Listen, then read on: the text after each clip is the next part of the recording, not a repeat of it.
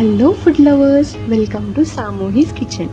ఈరోజు మీకోసం super tasty Hyderabadi style dahi వడాతో మీ ముందుకు వచ్చేసాం. మరి ఇంకెందుకు ఆలస్యం, చలో.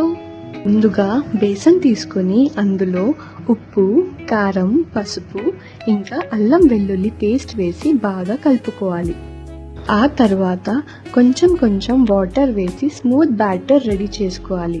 ఇప్పుడు ఆయిల్ హీట్ అయ్యాక బ్యాటర్ని ఇలా వేసి లో ఫ్లేమ్లో ఫ్రై చేయండి.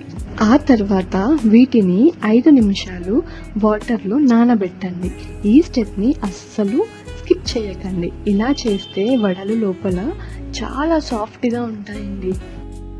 తర్వాత వాటర్ స్క్వీజ్ చేసి ఇలా పెట్టుకోండి.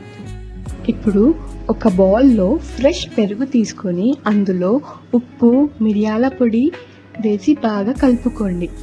ఇప్పుడు సింపుల్గా ఒక తడక చేసి పెరుగులో కలుపుకోండి. ఆ తడక స్మెల్ వచ్చిందంటే ఆహా, ఆ dahi vada taste next level అండి.